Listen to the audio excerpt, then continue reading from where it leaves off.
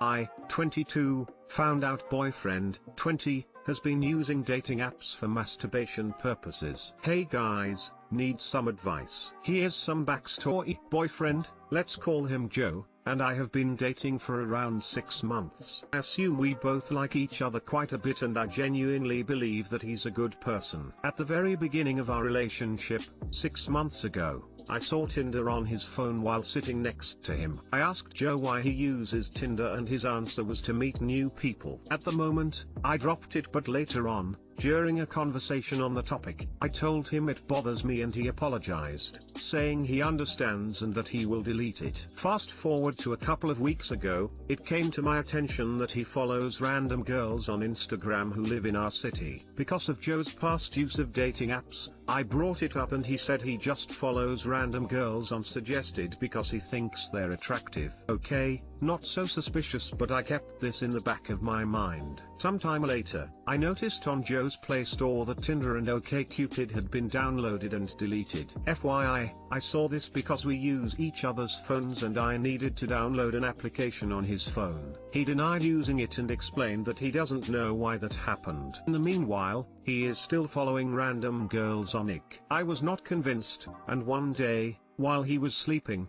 I looked through his application download history. To my surprise, I saw at least 10 to 15 dating apps and the likes download then deleted through various intervals since June. I told Joe and he initially denied it, then confessed, telling me that the reason why he uses such apps is that he thinks porn is too fake and that he uses these sex/dating apps to look at women's photos or videos to masturbate. I asked him if he talked to any of these girls. He said no. After later questioning, he also claims to have talked to around 10 girls. Checked out these apps and the girls are like amateur cam girls who get paid in coins or whatever. But I do know that he has chatted with real girls in our city from regular dating apps like Tinder or OkCupid. Joe expressed his guilt and apologized. He said he knows it's wrong but that it's like an addiction and he has unsuccessfully tried stopping before. This issue was discussed for 2 to 3 days. At times, he would freak out or get angry, claiming that I should forgive him because he immediately forgave me for kissing my female friend when I was drunk a while back,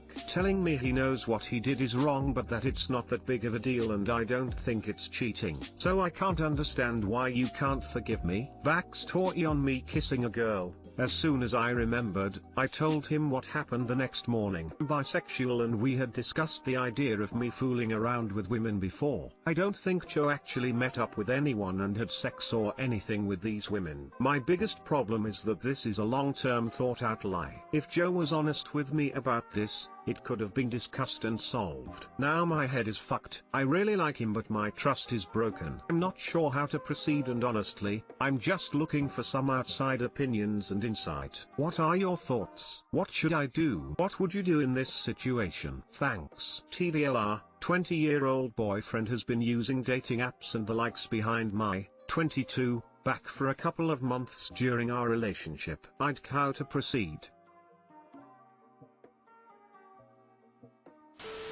This is how it starts. Then, in-person meetups. You've only been together 6 months and red flags are flying high. If you decide to stick around, just prepare yourself for what's to come.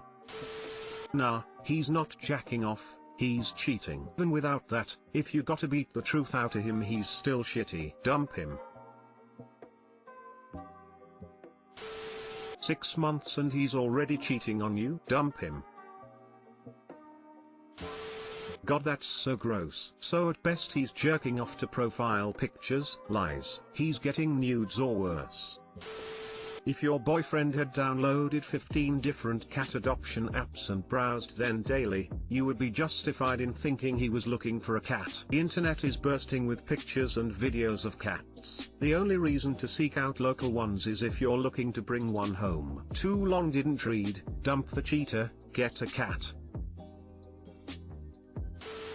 I, M38, had an argument with my wife, F36, of 15 years because I don't have any friends or outside interests or influences, and don't take an active role in our relationship. We got in a fight because she was saying I don't take an active role in our relationship, planning dates or coming up with fun things to do anymore. I responded that if she wants to do something all she has to do is ask. She went ballistic saying she has enough to worry about, and does not need to add the idea of making sure we have something fun to do over the weekend onto her already crowded plate. I really get this and am going to work on being more active in coming up with things to do, although I really don't know what yet. When I was confused by this, she said, "Why don't you ask your non-existent friends how they treat their wives? Oh yeah, you don't have any friends because you're boring." That really punched me in the balls. She is right, I don't really have friends, a few co-workers I talk to from time to time, but I don't really have anyone I have hang out with. I guess I didn't think it was a bad thing that there is not anything taking me away from our family. Is it such a bad thing that I don't have friends or outside interests? I know she has lots of friends and they are always having coffee and stuff. I never really have been that person, and many times just go and sit by myself. I guess I never thought this is a bad thing. Sorry if my formatting is off. It's hard to write out all I would like to ask, but yay. Too long didn't read. Wife is upset I don't have friends or plan things to do with the family. If you're struggling to understand why your wife is upset, please pretend that you've woken up to a marriage in which your wife puts in exactly as much effort and planning and energy as you currently do. What does it look like? What do you talk about? What does an average day in that marriage involve? Do you enjoy each other? What tasks get done? Are you happy, sad, neutral? Sit with that for a while. Really think about it. Okay, that is really harsh because I would not be happy. We wouldn't have anything to talk about. I guess we would just kind of sit. Not much would ever be done because no one would do it. I see your point. There's a saying, never stop dating your wife, so basically you can't get complacent just because you're married. Now no one say you should be doing all the work, but sounds just you got way too laxed in the relationship.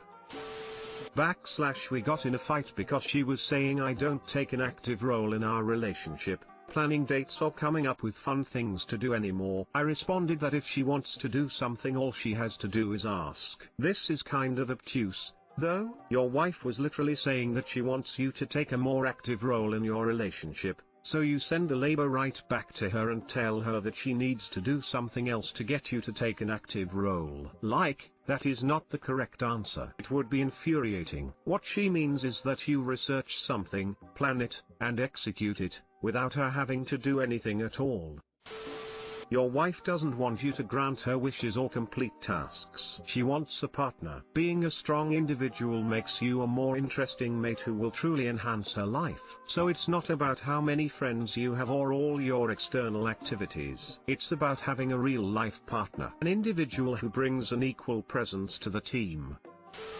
I am the wife in a similar situation. It sucks being with a vegetable. He never plans things for us to do. Never. When I do all the planning, he'll either half-heartedly show up, I can tell he would rather play video games, or find some excuse not to show up at all. That's not an equal partnership, and it's one of the things women find absolutely infuriating. Not only do I carry the entire mental load of being a manager at work, but then I have to come home and carry the entire mental load there as well. Google she divorced me because I left dishes in the sink, and maybe you'll get a better idea there. As for friends, yeah, you should get some. It'll be nice for your wife to have the house to herself once in a while, and not be your one and only source of emotional fulfillment. Sounds like you're catching on to why this is such a problem. Now your task is to figure out ways to solve the problem and execute them, without her telling you what to do every step of the way.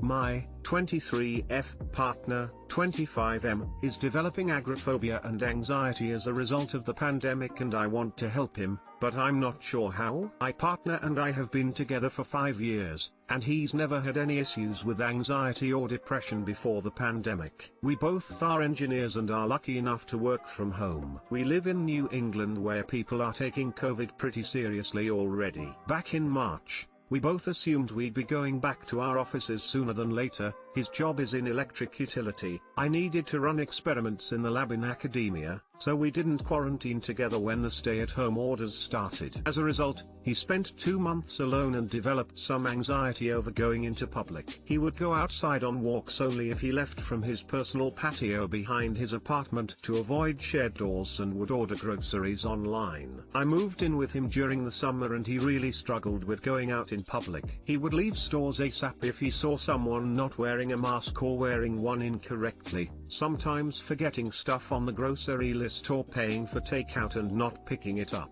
This weekend was the worst. He was so excited to make a candy slide for socially distanced trick-or-treating, only to leave the hardware store all upset because there were people without masks on there. Something I can't change that's definitely causing issues is that his co-workers, all of which are around his age and who he used to hang out with prior to the pandemic, are also struggling with anxiety in public. Their words and actions sort of influence each other into deeper anxiety. One co-worker ended up in the ER after his wife invited a friend over to sit outside in the backyard over the summer. He tried to climb a fence to get away and broke his wrist. I'm already pretty cautious when it comes to my actions around the pandemic. I limit my trips to the store, I stay home as much as possible, I don't go out to eat, I always wear a mask properly, so I'm not pushing him to be unsafe. I'm afraid that these anxieties will develop into something permanent when the pandemic ends, and I don't want him to hurt like that. We've reached out to a couple therapists today, but we haven't heard back. Is there anything I can do to help him and ease his fears in public? Every possible remedy is out of my control, as strangers' behaviors with masks are unpredictable and I don't want to be too risky with the virus. Too long didn't read. Partner is afraid of going out in public and being around others not wearing masks / wearing them improperly. I want to help him before it becomes full-blown agoraphobia.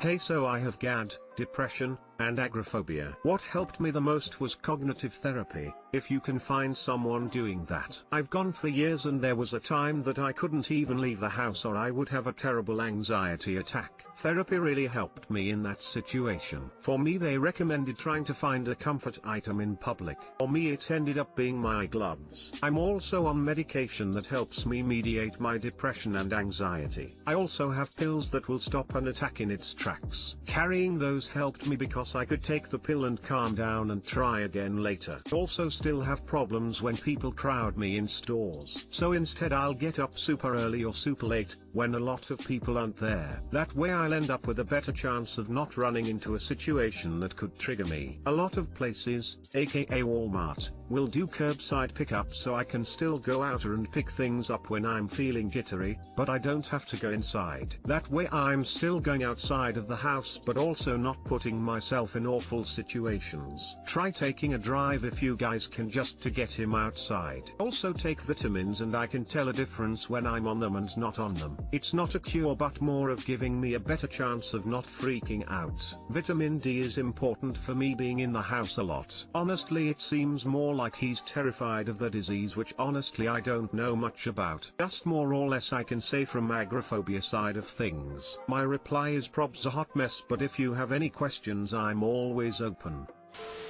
The sooner you can intercept and get him in therapy, the better. So it's great you've reached out to couples therapists. Individual therapy is likely what he needs, but that could be a foot in the door. Let him know you support him, you'll call around to see who takes his insurance, you leave the house to give him privacy during sessions, etc. This will require therapy and non-judgmental support from you and others in his support system. Oh, it's not couples therapy, it's individual. I meant I was just helping search and narrowing down the results by insurance and availability, so we could cover more bases quicker. Smile.